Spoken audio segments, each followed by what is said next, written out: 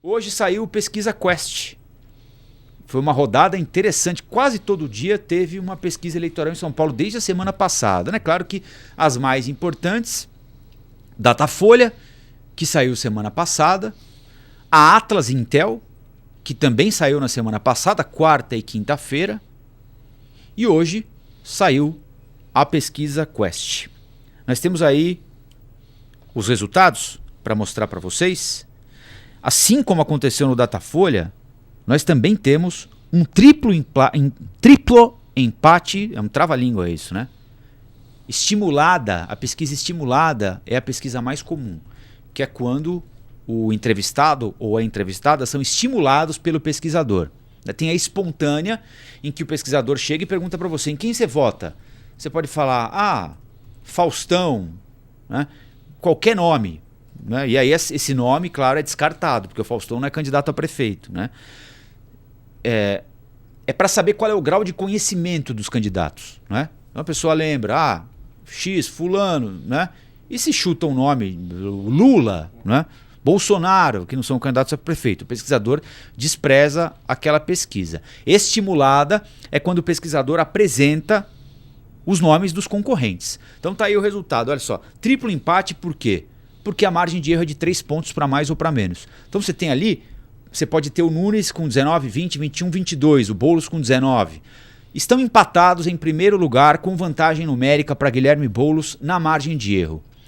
22% para Boulos, Pablo Marçal e Ricardo Nunes empatados com 19. Essa é a situação hoje. Num segundo bloco, volta lá meu garoto. Num segundo bloco, nós temos Datena e Tabata Amaral, também empatados na margem de erro. 8, 9, 10, 11, 12, 11, 10, 9. Datena e Tabata Amaral empatados. Marina Helena e outros candidatos, Bebeto Haddad, João Pimenta, Ricardo Senesi, Altino Prazeres, também empatados ali, porque a Marina Helena pode estar com 3 ou nada. Indecisos, 8, branco, nulo, ou não sabem, ou não pretendem votar, 7%. E aí a gente tem também algumas simulações. Aí é o seguinte, só para amarrar a pesquisa, qual é a manchete? O Boulos e o Marçal, o Boulos e o Nunes oscilaram na margem de erro para baixo. Quem oscilou fora da margem de erro foi o Pablo Marçal. É a mesma história de todas as outras pesquisas. Um em primeiro, o outro em segundo, troca aqui, troca acolá. No final das contas, nós temos esse grupo de candidatos descolados do restante em empate técnico. Qualquer um deles pode estar no segundo turno e qualquer um deles pode estar fora do segundo turno. Nessa pesquisa divulgada hoje pela Quest, também tem o mesmo recorte das outras pesquisas, que mostram que o Pablo Marçal está tirando votos do Ricardo Nunes e está tirando voto dentro do grupo de eleitores que votariam no Ricardo Nunes no primeiro momento e que votaram no Bolsonaro lá em 2022. Ou seja, o Pablo Marçal está cavando na horta bolsonarista e deixando o Ricardo Nunes a pé entre os bolsonaristas. Também entre os eleitores do governador de São Paulo, Tarcísio Gomes de Freitas. É aí que o Pablo Marçal está tirando diferença em relação ao Ricardo Nunes. E a gente tem aí algumas simulações de segundo turno para vocês acompanharem. Um segundo turno entre Boulos e Marçal hoje estaria empatado, exatamente com 38% das intenções de voto para cada um deles. E nos outros dois cenários, Nunes venceria Guilherme Boulos por 46 a 33 e Ricardo Nunes venceria Pablo Marçal por 47 a 26. São os resultados da mais recente pesquisa de intenção de votos divulgada agora há pouquinho, no meio da tarde, pelo Instituto Quest. É uma pesquisa coerente com as pesquisas anteriores. Não é isso, Urian Fancelli? Me assusta muito esse crescimento do Pablo Marçal. Eu realmente olho como alguém que acompanha movimentos populistas, movimentos extremistas ao longo dos últimos anos. Sei que aqui temos uma galera que gosta do Pablo Marçal acompanhando a gente agora, mas eu acho esse cara muito perigoso. Acho que ele pega táticas antigas do bolsonarismo, tenta repaginar isso tudo, apresentar com a sua própria cara, mas se algo foi provado até então, né, a gente que observa esse tipo de movimento, não só aqui no Brasil, mas em outros países também, é que você jamais consegue consertar o problema na política com soluções que venham de forma antipolítica, antissistema. E já ficou comprovado. O Bolsonaro, quando ele foi eleito lá em 2018 e ele tentou chegar e governar o país e falar aí de, agora a indicação para ministério vai ser tudo técnico, tentou bater de frente com o Congresso. Qual que foi o resultado?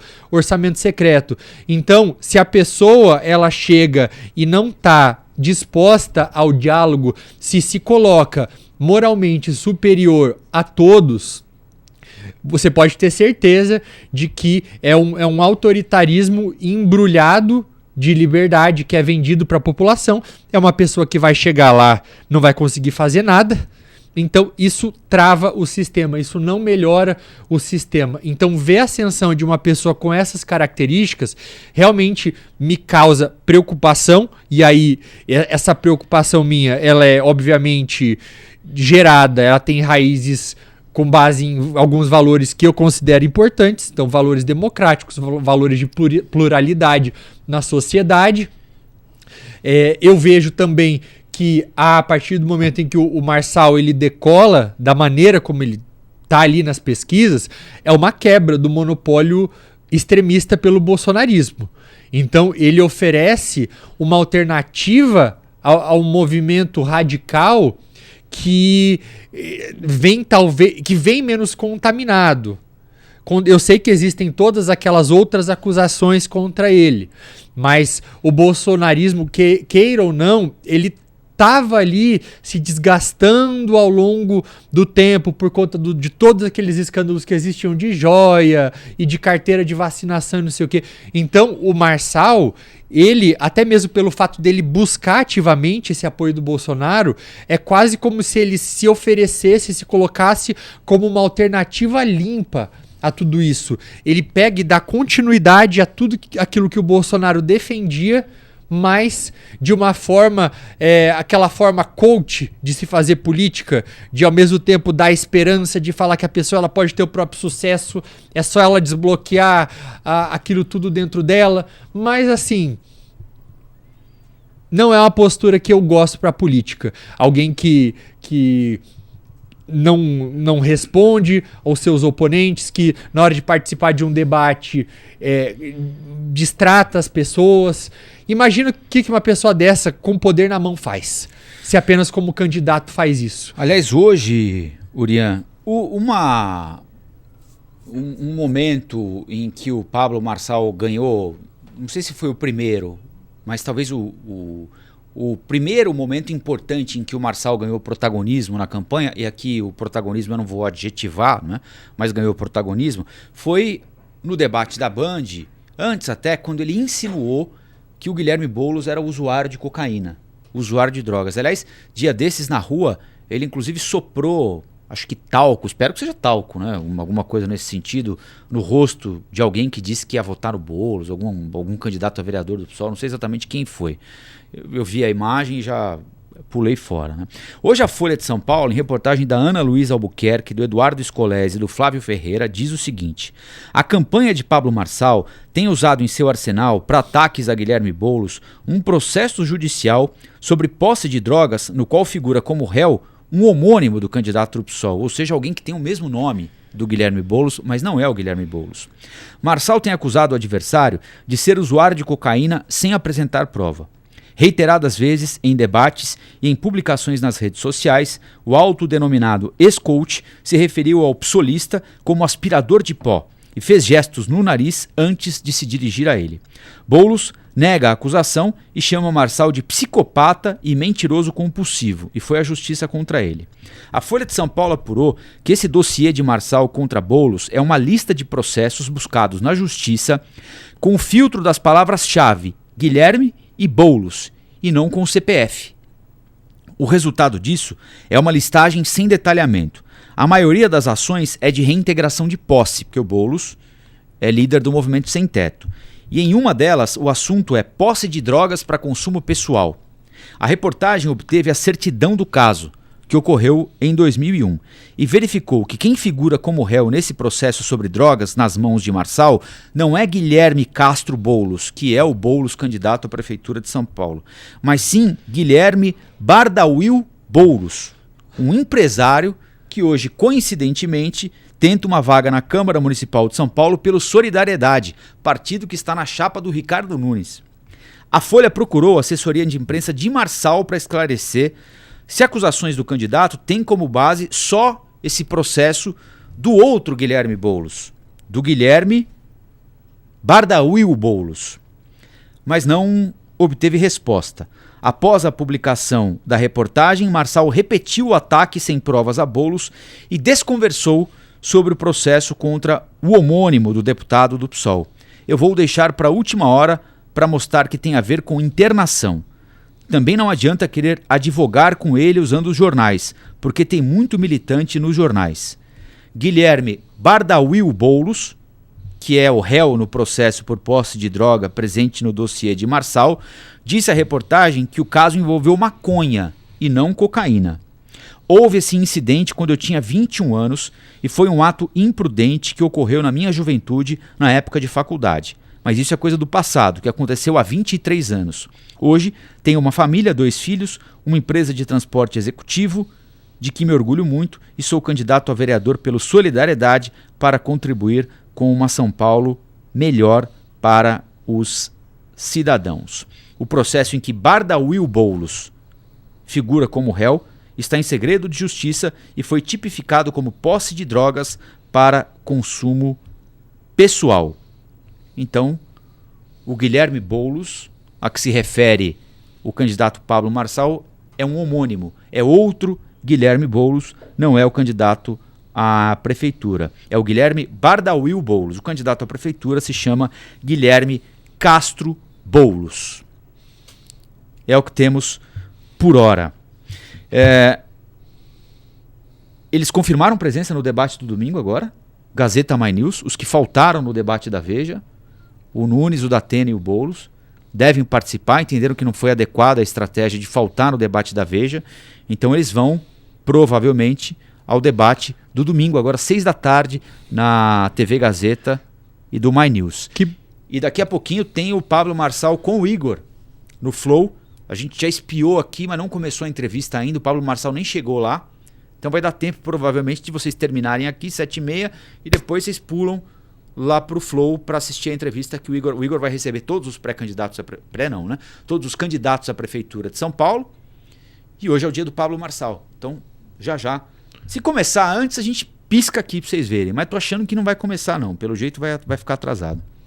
Eu acho muito importante esses outros terem mudado a postura, voltado atrás, seja por conta de pressão, e participarem do debate, porque é um desrespeito com a população se eles não participam, porque o debate não é para eles, o debate é para a gente, é a oportunidade que as pessoas têm de ouvirem as ideias, de saberem como eles se comportam, seus candidatos, é um momento de escolha. Então, quando um candidato não participa do debate, eu acho que o não participar diz mais sobre ele, e é bom ver que eles tenham aí mudado. Vem como um alívio. Vamos aguardar agora para ver como as coisas vão acontecer, qual vai ser o comportamento dos candidatos no debate do próximo domingo, né? Porque quem partiu para cima do Pablo Marçal foi a Tabata Amaral, por enquanto, né? Que é uma estratégia dela também, é uma estratégia política. Ela não está fazendo isso porque ela é boazinha ou porque, enfim, é uma estratégia que ela encontrou para tentar se viabilizar como candidata competitiva à prefeitura de São Paulo. O que ainda não aconteceu.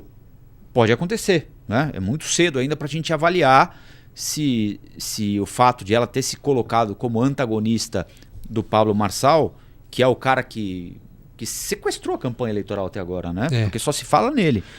Pro bem ou pro mal, enfim, só se fala nele. Eu acho que pode sim ser estratégico, mas principalmente o fato de uma mulher se colocar nessa posição mostra muita coragem. E para governar uma cidade como São Paulo, eu vejo que ela tem bastante coragem, inclusive de dar de dedo na cara de alguém como o Pablo Marçal, que é agressivo, que que parte para táticas não muito civilizadas na hora do debate. Então, aplausos para Tabata. Enfim, minha gente, vamos acompanhando aí porque tem muita água para rolar debaixo dessa ponte, né? Olá, aqui é o Rafael Colombo. Gostou do que acabou de assistir? Se inscreva no canal Cortes do Flow News para os melhores momentos. Quer acompanhar os nossos programas na íntegra? Então se inscreva no nosso canal oficial Flow News.